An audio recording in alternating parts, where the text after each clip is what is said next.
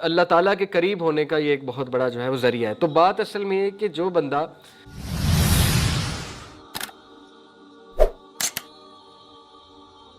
تو Ramzan is a month of joy, happiness, joy, اس میں خوش ہی رہنا چاہیے اور خوش رہنے کی پریکٹس ہی کرنی چاہیے۔ اور یہ یاد رکھیں کہ ایک خوشی کا ذریعہ ہے روزہ کھولنا، دوسرا خوشی کا ذریعہ یہ سوچنا ہے کہ اللہ سبحانہ و تعالیٰ قیامت والے دن جب مجھ سے ملیں گے تو اس کی خوشی مومن کو ابھی سے فیل کرنی چاہیے۔ اور بہت بڑی بات ایک جو روزہ مجھے سکھاتا ہے، میں سوچ رہا تھا ایک دن تو میں نے کہا کہ واقعی یہ بہت بڑی بات ہے اگر ہم اس پہ غور کریں، اور وہ بڑی بات یہ ہے کہ اگر ہم اللہ کی رضا کے لیے حلال چھوڑ سکتے ہیں کچھ دیر کے لیے، تو ہم آنے والے 11 منتھس میں حرام بھی چھوڑ سکتے ہیں۔ کیونکہ دیکھیں نا، یہ چیزیں حلال ہیں، کھانا پینا، بیوی کے ساتھ تعلق، یہ سارے معاملات حلال ہیں، لیکن جسٹ ٹو پلیز اللہ ہم ان کو بین کر لیتے ہیں اپنے لیے کچھ دیر کے لیے، صبح سے شام کے لیے، اور وہ اللہ ہمارے لیے آسانی پیدا کرتا ہے اور ہم کر سکتے ہیں۔ روزہ ہمیں کانفیڈنس دے رہا ہے کہ تم کر سکتے ہو کیونکہ تم نے کیا رمضان میں، تو آگے جا کر کرنے میں کیا مسئلہ ہے؟ دیکھیں حرام پہ تو اتنا اللہ تعالیٰ ایسی حدیث موجود ہے کہ اللہ کا غضب آتا ہے، اللہ کی ناراضگی مول لینے والے اعمال، ان کی پوری لسٹ بیان ہے۔ تو کیسے ایک بندہ جو ہے وہ یہ جرت کر لیتا ہے کہ حلال تو چھوڑ دیا اللہ کے لیے لیکن حرام نہیں چھوڑا رمضان کے بعد؟ وجہ یہی ہے کہ رمضان میں صحیح مائنڈ سیٹ کے ساتھ ہم انٹر ہی نہیں ہوتے، ہم اس کو منتھ آف چینج لیتے ہی نہیں ہیں۔ ہم یہ سمجھتے ہیں کہ بس میریکولسلی ہم روزے رکھیں گے اور بس معجزاتی طور پہ ہم چینج ہو جائیں گے۔ ایسا نہیں ہوتا، الا یہ کہ اللہ کی طرف سے کوئی بہت خاص رحمت ہو۔ بہت سے لوگ ظاہر ہے وہ ایک بات سے بھی چینج ہو جاتے ہیں، لیکن چینج ہونے کے لیے پریکٹس چاہیے، چینج ہونے کے لیے رائٹ مائنڈ سیٹ چاہیے۔ وہی بات ہے انما الاعمال بالنیات، جب ایک بندہ ایک خاص نیت اور مائنڈ سیٹ کے ساتھ ایک جگہ انٹر ہو رہا ہے، پھر ہی وہ چیز اسے فائدہ دے گی، پھر ہی وہ اس کا صحیح سے فائدہ اٹھا سکے گا۔ کم کھانا، کم سونا، کم گفتگو کرنا، سچ بولنا، زبان کی حفاظت کرنا، اللہ کی عبادت کرنا، اللہ کے قریب ہونا، ان سب کا تعلق روزے کو جاگ کر گزارنے سے، صحیح سے گزارنے سے۔ تو اگر ہم سو ہی ظاہر ہے سحری کے بعد رہے ہیں، کچھ لوگوں کی روٹین ایسے بھی ہوتی ہے، تو موسٹ آف دا ڈے ہمارا پھر ظاہر ہے سو کر گزرے گا، اور نہ ہمیں اتنی کوئی بھوک پیاس لگے گی، نہ ہمیں کوئی محسوس ہوگی بھوک پیاس، تو وہ والا ہم بھی مقصد نہیں اچیو کر رہے۔ ظاہر ہے جب انسان بھوک پیاس میں ہوتا ہے تو اس کے بایولوجیکل فائدے بہت ہیں۔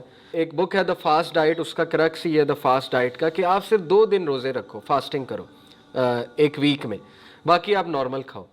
تو اس سے کیا ہے کہ آپ کی ڈائٹ بھی اچھی رہے گی اور آپ کی باڈی بھی اچھی رہے گی۔ تو یہی روٹین نبی اکرم صلی اللہ علیہ وسلم کی تھی کہ وہ منڈے اور تھرسڈے کو روزے رکھا کرتے تھے۔ تو ہمیں اس لیے بھی زیادہ خوش ہونا چاہیے کہ رمضان ایک ایسی ایکٹیویٹی ہے جس میں بہت سے دنیاوی فائدے بھی ہیں اور بہت سی قلبی بیماریوں کا بھی علاج ہے روزہ، اور سب سے بڑی بات اللہ کی خوشنودی کا یہ ایک بہت بڑا ایک کہہ لیں کہ ذریعہ ہے، اور اللہ تعالیٰ کے قریب ہونے کا یہ ایک بہت بڑا جو ہے وہ ذریعہ ہے۔ تو بات اصل میں یہ کہ جو بندہ اللہ کے لیے حلال چھوڑنے کے لیے تیار ہے، اس کو اس مائنڈ سیٹ کے ساتھ رمضان سے نکلنا چاہیے کہ اب میں حرام بھی چھوڑوں گا۔ لیکن ہوتا کیا ہے انفارچونیٹلی کہ نیت یہ بنائی ہوتی ہے کہ رمضان جیسے ہی ختم ہوگا اس وقت اسی دن میوزک بھی چل جائے گا، رمضان میں میوزک سے بھی اوے، رمضان میں پارٹی سے بھی دور، رمضان میں ہر خرافات سے دور۔ جیسے ہی وہ چاند رات آئی تو سب کچھ واپس آ گیا، وہ پھر مذاق بھی ہونا کہ شیاطین اب چھوٹ گئے تو چلو پارٹی ہو جائے۔ تو اس کا مطلب کہ ساری کی ساری محنت ہم نے جو ہے وہ ضائع کر دی اور اس منتھ سے ہم نے کوئی بھی فائدہ نہیں اچیو کیا، اللہ معاف کرے۔ تو اسی لیے ہم رائٹ اپروچ کے ساتھ انشاءاللہ اس میں داخل ہوتے ہیں، اور رائٹ اپروچ ہے سٹارٹنگ وتھ سٹیپ 1، رمضان اور روزے کی نیچر کو انڈرسٹینڈ کرنا۔ روزے کا مقصد ہے انسان کو نیک بنانا۔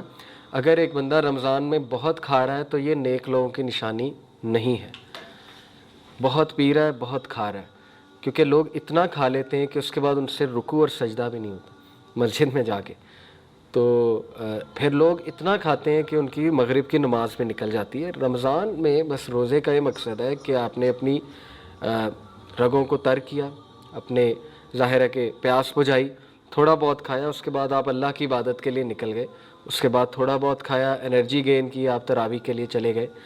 تو جو نیک آدمی ہے وہ زیادہ نہیں کھاتا، یہ بہت بنیادی سی بات ہے۔ یہ ہمارے بزرگوں کو بھی آپ دیکھ لیں، ان کی یہی روٹین تھی۔ تو ایک تو یہ کہ اس میں یہ ایم نہ بنائیں کہ میں نے ٹکا کے کھانا ہے۔ کچھ لوگ کا ویٹ بڑھ جاتا ہے رمضان میں، بہت ہوتا ہے یہ، کیونکہ وہ بھوکا رہ کے پھر زیادہ کھاؤ تو وہ زیادہ انسان کا ویٹ بڑھتا ہے، اور اس سے پھر ظاہر ہے کہ سسٹم بھی الٹ پلٹ ہو جاتا ہے۔ تو ایک تو آپ اس رائٹ مائنڈ سیٹ سے انٹر ہو کہ ہم نے کھانے کو کم کرنا ہے، اس منتھ میں پریکٹس کرنی ہے کم کھانے کی۔ اللہ کے نبی صلی اللہ علیہ وسلم نے کہا کہ کافر 7 آنتڑیوں سے کھاتا ہے، یہ کانٹیکسٹ ہے حدیث کا، یعنی کہ وہ بہت زیادہ کھاتا ہے۔ گلٹنی کہتے ہیں اسے، گلٹنی کا جو ایک کانسیپٹ ہے کہ اوور ایٹنگ کرنا اور بہت زیادہ کھانا اور فوڈی ہونا۔